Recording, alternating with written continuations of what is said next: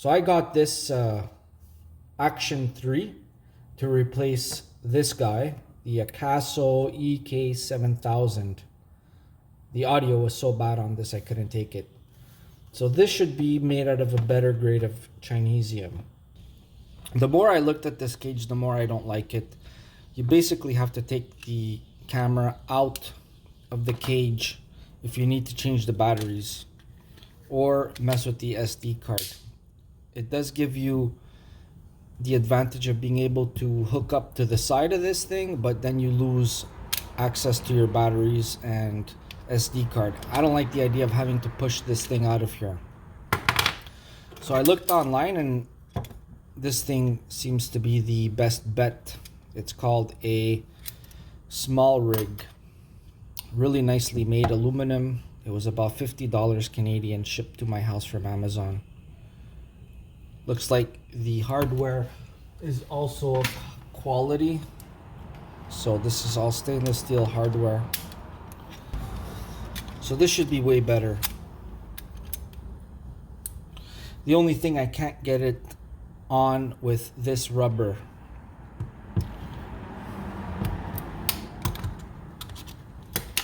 I'm thinking about leaving it off completely.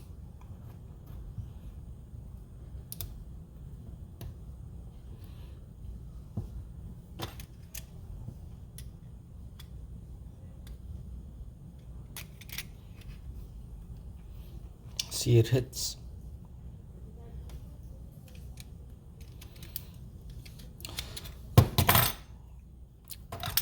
The other problem, actually, we could just put this on after the fact.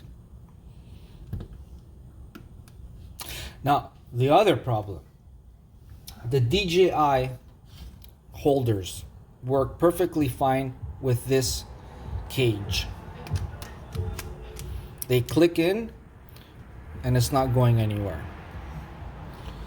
Both DJI holders work good.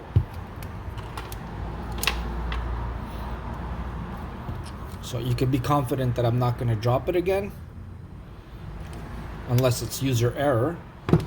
But these aftermarket ones don't work on this cage. They do, but you really have to press to get it to click in. See?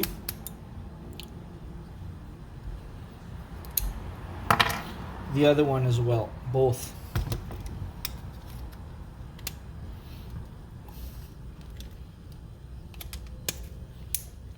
Okay, now it clicked, but I don't want to go through the trouble.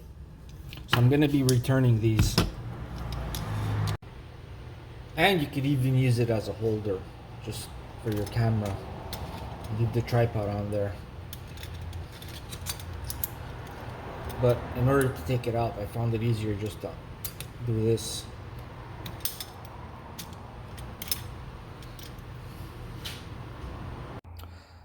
For audio quality, I decided to go with the Hollyland Lark 1. This is October of 2024. I know that it's an older model. So is my camera, which is an Action 3. They're at Action 5 now.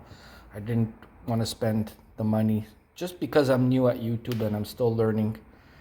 So this thing works pretty well. I didn't really notice any difference when I was listening to the audio difference between the Lark 1 and Lark 2. So I just ended up going for the Lark 1. So as far as audio, this is the setup. And on that cage, the receiver fits nicely. It doesn't have to dangle off the USB input. I don't think that makes much sense. If I'm on an ATV, I don't want the weight of the receiver holding on to the USB and possibly breaking the connection. I also want to mention this. If I'm doing bench work, this seems to work to hold the camera. So it's a dial indicator arm and it's hydraulic. And I just put a 1/4 socket head cap screw in there. So you could mount your accessories and camera that way. And it has like infinite adjustability. You don't have to buy the hydraulic kind. There's the kind that have independent joints, so you could adjust each joint independently. It's a magnetic base. As far as storage, I got the Amazon Basics camera bag. I had to rip off Amazon. I couldn't have that on there, so I wrote cam. So there's this is working out. So this is my setup. So I got my old Akaso at the bottom. I got the DJI in the middle. Got the batteries.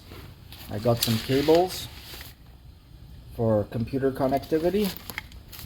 I got some different types of camera holders also up here. What's also cool is this big front pocket, and it holds the accessories that come with the DJI. Well, the selfie stick. So this fits in here. Also, I got this, which also fits in there, and this little tripod that also fits in here. On the side pockets, I have some spare parts, just miscellaneous. You always need a miscellaneous pocket. And on this side, I have a microfiber. So I think this is going to work out well. I also have a couple of tripods. One is here and one is at the cottage. So this one I found in the trash, and I think they threw it out for a couple of reasons. This does not have a stop anymore, or this one doesn't. So I just put a mark on there. I could live with that. The other reason was, I guess it was made to hold a level in here at one point. I actually needed a tripod for my laser level. So what I ended up doing, so I could use my laser level, and now I'm going to use the camera with this, is I machined a block of aluminum to fit in here. And I threaded in a 1/4-20 flathead screw. So that's going to fit in, that fits in here. This gets tightened up. And then I could mount accessories. At fully extended, I wasn't able to get the height I needed to install some window blinds. So I saw that. This is the maximum height of this tripod. This aluminum channel. So right here is where I filed it. I just used the file, I didn't mill anything here. And this fits in here now.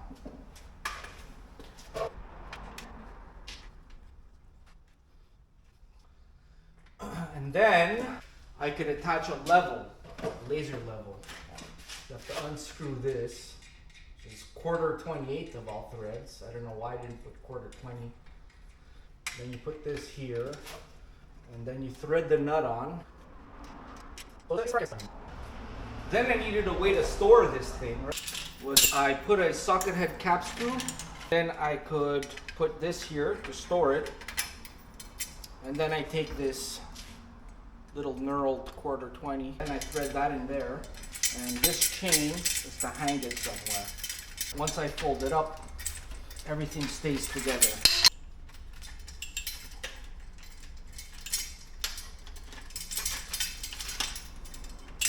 For the amount of times that I use it, putting up with these shortcomings are not that bad.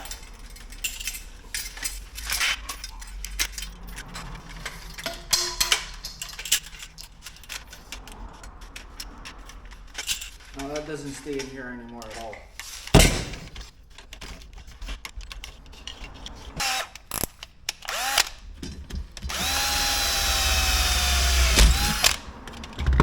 This 1/4-20.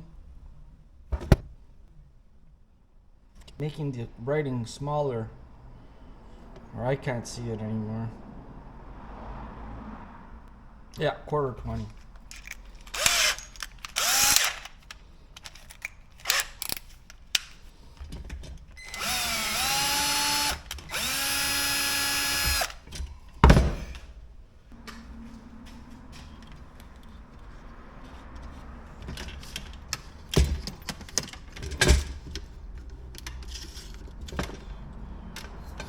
All right, so now this thing is even freakishly more Frankenstein.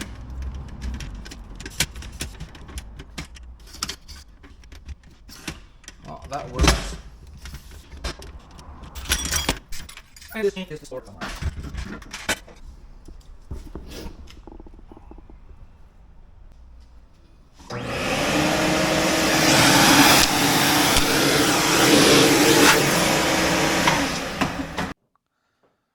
Also, this thing is great.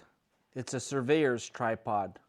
There was a whole pile of these in the trash, and they threw them out because the wood expanded and they wouldn't extend anymore. So again, I put a 1/4 20 screw, and I'll show you how it extends.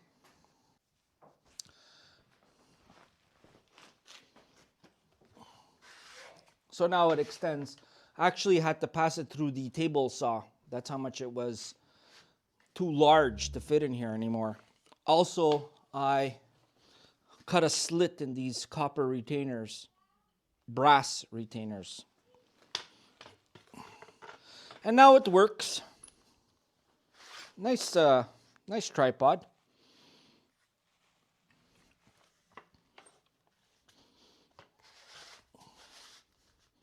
I also put some wax, just some candle wax to help lubricate it.